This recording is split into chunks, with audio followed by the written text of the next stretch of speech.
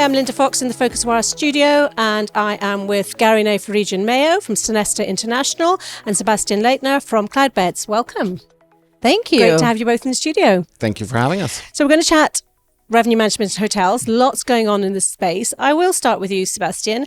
You have just released this Cloudbeds Intelligence, which the aim, if I'm correct, is to connect all facets of hotel operations using AI.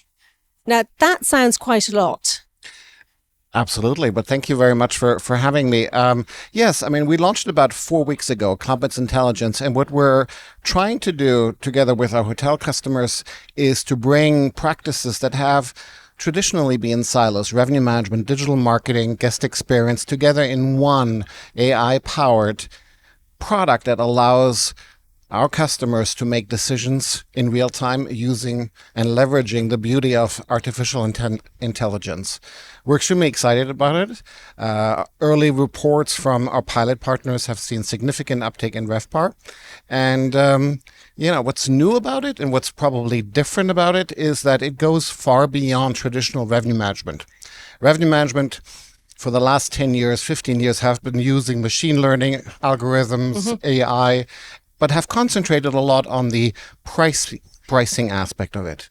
We want to go far beyond that and basically include the entire commercial aspect of managing hospitality businesses, including digital marketing, including promotional activities, including loyalty, including reputation, and take cues and signals from all of these areas and empower hotels to make the best possible decisions for their businesses. Okay.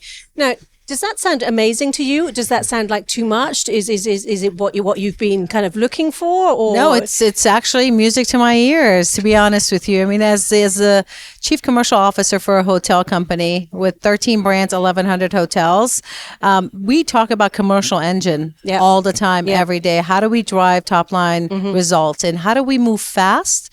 And speed to market is very, very important. So we're very curious about the world of AI. I feel like from an industry perspective, we're just touching the surface, but there's so much more opportunity.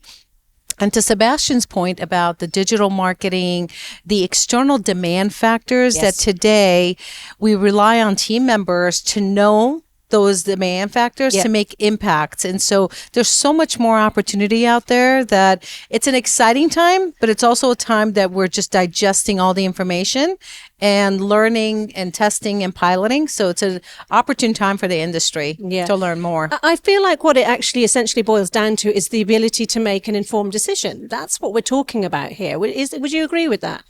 Informed decision, yes, on the pricing side, but I think the strategy side. So, I'll give you one example. If you think of the world of Taylor Swift concert last year, which generated a significant amount of revenues, we only found out about it because of social media. But how could we have known that in advance? How could the industry have known that in advance to not only make pricing decisions, but what were some of the other strategies that could have helped drive results, better guest experience, just overall results? And I think that's really, it's an interesting time for us to do better in that area. That's interesting. The Taylor effect is being used kind of universally now. Like, why couldn't we have gotten ahead of this sooner, quicker, taken advantage of it? What are hotels doing now? Do they not have even an Excel calendar of what might be coming to the city? Sebastien, what's your experience there? I think Excel is probably the wrong tool for that, but let's expand on that a little bit. I'd love your comment because it included two things. One is this is about speed.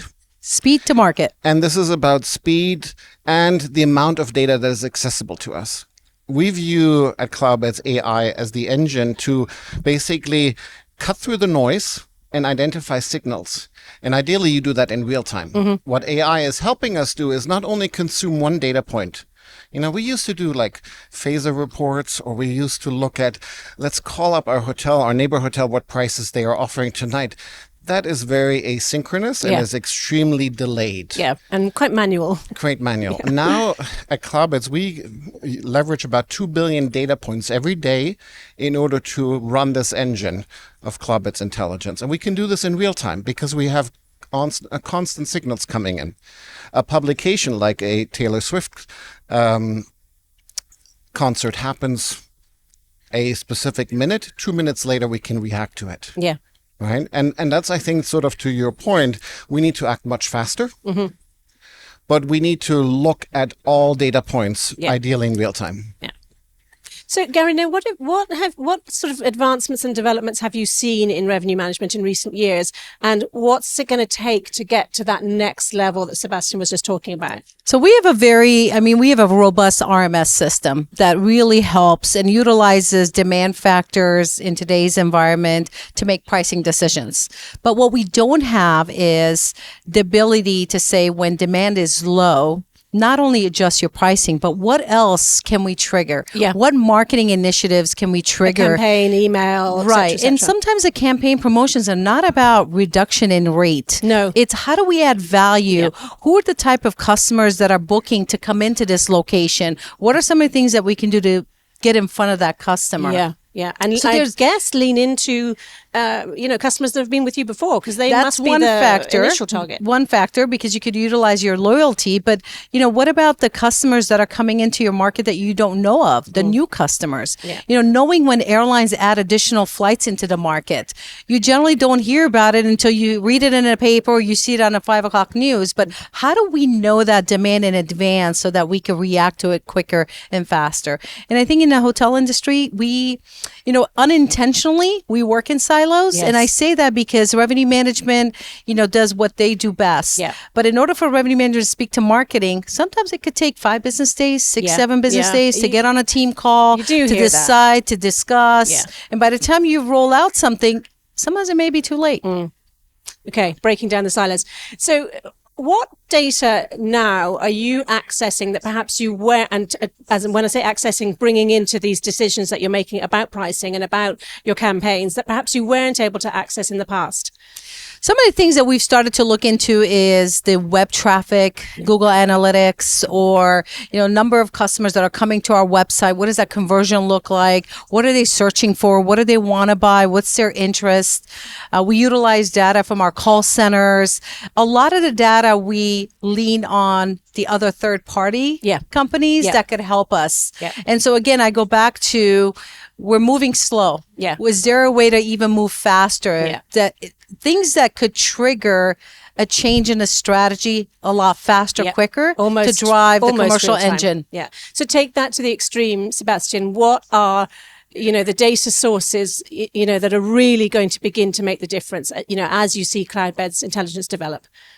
Yeah, I talk to our head of machine learning all the time, and the question that we go back and forth is, how many data sources do you need? Yes. And his answer is, I want all of them. Yeah, right? interesting. But what's really interesting is we need to look at the entire travel data ecosystem. It's more than just hotels, it's airlines, it's shops, it's social media, it is event calendars, it is the temperature, the weather, it is all of that. It is how much snow is on the mountain, it's how hot the temperature in the water is. Mm-hmm. There are so many things that we need to include. The beauty of it is when you have a machine learning engine, an artificial intelligence powered engine, there is very little limitation on consuming that data, modeling it out, and creating algorithms that allow you to understand what these data points mean and what the actions associated with it should be. One of the questions I always ask kind of the technology providers, and feel free to chip in as well, is has the attitude of hoteliers to technology and to adopting technology changed? Not at all, but I think what I think they're challenging us, at least our customers are challenging us, they want to know and understand why. Right? So let's say we build this beautiful engine that will solve for commercialization of hospitality. When we make recommendation, we have to back up the recommendations with data and understand. By doing this change, here's what we're predicting. And we're predicting it with 99% accuracy. And then we need to report back and prove that we were accurate, because this is a constant modeling, a constant tweaking of algorithms. So we owe to our owners and hoteliers and customers to explain the why, right? Yeah. Now, you don't need to do that in real time at all times, but because they would be busy just doing that, I assume. But I think it is something that we owe to them in order to have an engine that is trustworthy and that you can rely on and that can help you build your business. Yeah. Garine, in your experience, is it tough to get budget from the CFO to you need to evolve, there's all these things you want to do, that technology is evolving itself. Is it tough to get systems on board? Is it tough to get the C-suite, buy it? I mean, it's always tough to sell the story and to explain the why. I always say I'd love to start with a pilot. I love to do tests. If Sebastien and I were having a conversation earlier today, start with small, prove what it could derive, what it could result into. What's the return on the investment? Take that then to it's the a lot C-suite. easier to go to the C-suite and say, here's an example. Here's what we were able to do in the last 90 days, 6 months. Yeah. And once you get that buy-in, then there you go. Yeah. There's also a human component to that, right? Yes. Like we can't just sell technology for the technology aspect of it. We have to be partners in this endeavor and say, we will have your back. We will be there and assist you and support you throughout this process, because change is oftentimes scary. It is. Right? I'm using a system now and you're asking me to sunset 2 of them and replace it with 1. That sounds scary, right? And that sort of change management is something that is extremely important. Managing expectation, walking people through the changes and how it impacts their lives tomorrow. Absolutely. From your perspective, where did technology providers get it wrong? I think moving too fast, not having enough a run rate on testing and understanding what's working, what's not working. Sometimes I feel that when I speak to different technology companies or startups, I always say, did you have a voice of the customer at the table that represents the hotels? Yes. What are their pain points and understanding those pain points so that you can make sure you tackle them before you build what you're building. Yeah. So, and that's almost part of your due diligence, isn't it? Yes. And I think I agree that's not always or hasn't always been apparent in the past. Yes. Yeah. Is that something that gets leveled at you? I thought it was exactly the opposite. You're moving too slow. When is that issue addressed? No, I'm kidding. It's actually, luckily, it doesn't happen that often. But it goes back to the change management, right? We cannot show our customers new stuff without them testing it out, trying it out, and having the confidence that it actually works, right? Like now, when we label things pilot or discovery, or this is a new thing, or I hate the word beta because it's such a beaten attribute, that's okay. But we can provide that in a risk-controlled environment and provide and get feedback from our customers and say, what do you think of this? Is this working? Is this not working? Help us iterate and help us become better at it. It's a collaboration. Yeah. It really is. It And should you need to get buy-in from your customer because it needs to be a collaboration. It's not a one way because, the supplier is accepting to partner with you because they want something in it. They want to win. They want to drive performance. And I'm sure the technology company wants to do the same, right? So Absolutely. It's all about collaboration. Okay, well, look, let's wrap up here. Final question. What are you seeing is the sort of general attitude from the hotel community about AI? You start, Garine. So right now it's a topic. It comes on calls. People talk about it, but I don't think we know enough about, what are some of the things that we could do today that could impact performance. Okay. Even at this conference, I'm taking a lot of notes. I'm talking to a lot of people. And as I leave, I say to myself, what's the first thing I want to do? Because generally when I leave a conference, I want to say, here, the 3 things I'm going to do as soon as I get back to my office.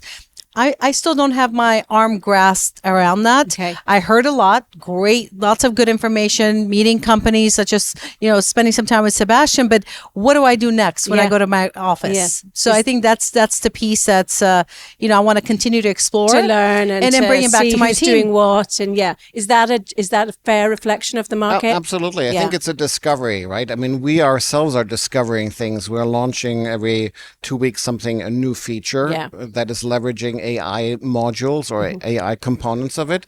And sometimes we scratch our head ourselves and like, is this going to work? Is this not going to work? But it's a partnership. It's a discovery. And, some of these things in the generative AI space are going to be fantastic and life-changing. Some others maybe less so and need some review and audit and some enhancements before they make I guess, prime time, but I see it touching every aspect of hospitality, right? Whether it's reputation, whether it's cutting through data, whether it's support, whether it is, we will see it everywhere. Garine, Sebastien, thanks for joining us. Thank you. Thank you for having us. Thank you, Sebastian. Thank you.